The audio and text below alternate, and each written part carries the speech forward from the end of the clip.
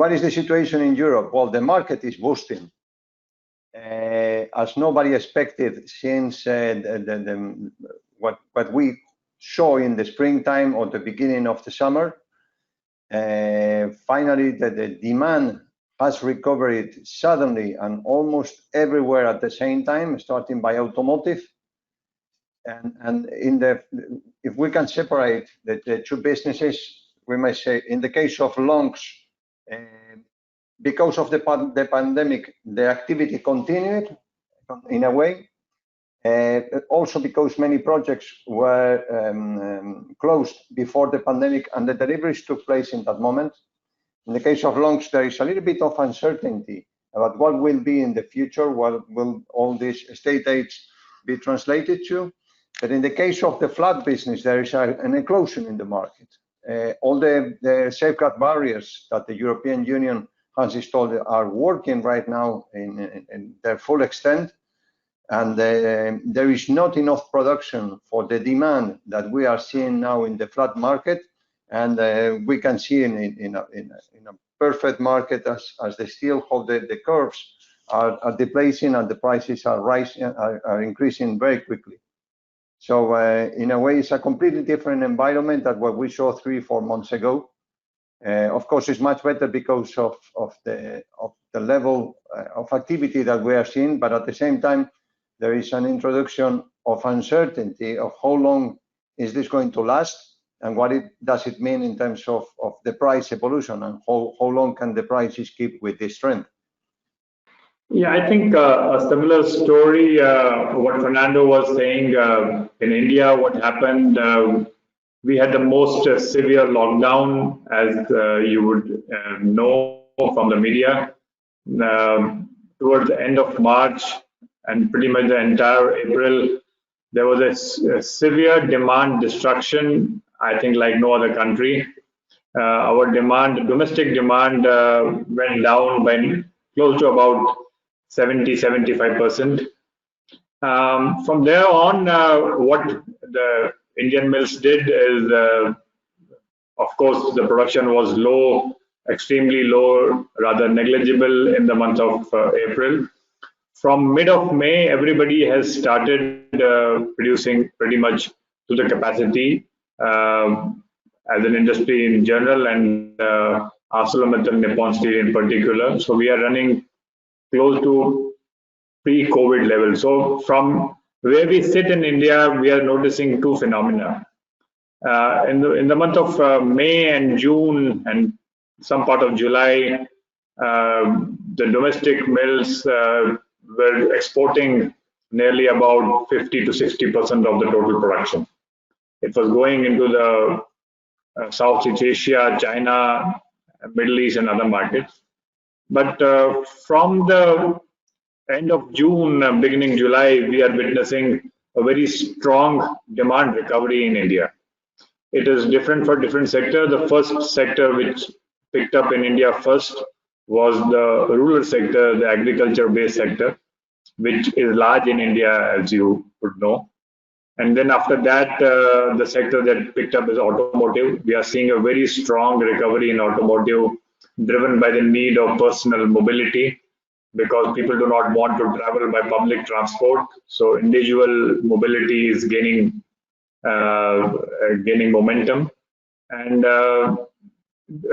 in fact, the levels of the automotive, in many cases, like the cars and two-wheelers, is higher than what they were in the pre-COVID scenario.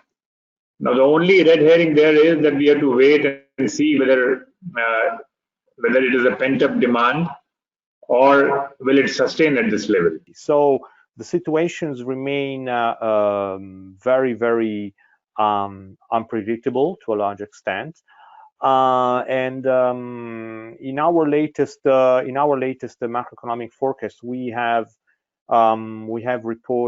predicted a recession of minus 8.7 for Europe as a whole, and we foresee some possible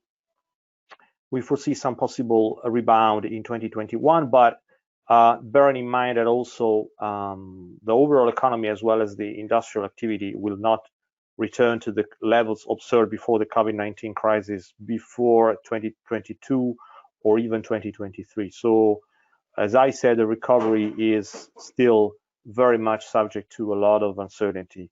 And latest macroeconomic leading indicators show some improvement in July and August, but the improvement in August was less pronounced than expected. So,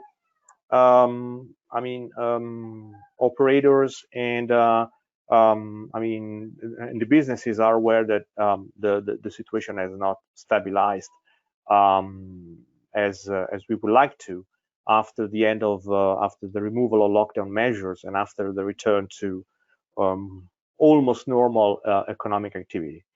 But it's important that the industry is working, that the mills are working, and the steel using sectors have restarted, and also have and so new orders are coming for the steel industry. But as I said, the economic picture remains very subject to many potential changes from now on. First of all, if you're talking about China, the thing is that China has been recovering quite steadily since March or April. If you're talking about the, really lifting the lockdown, actually it happened sometime in March, but a lot of industries actually started showing the steady recovery probably late March, early April. And then since then, the things has been improving. But that is only about China, because, China itself, Beijing has been giving a lot of comments saying that the sheer size of the country is big enough to absorb a lot of things. And then I believe like steel mills in India, in Southeast Asia, in Japan, even in some Europe areas, probably notice that China has been purchasing quite a bit of steel so far this year. For 1 month, June or July, it became a net importer of steel as well, importing a lot of billet and HRC, which surprised the market because people just assume that China, you can produce so much, then why did you purchase so much?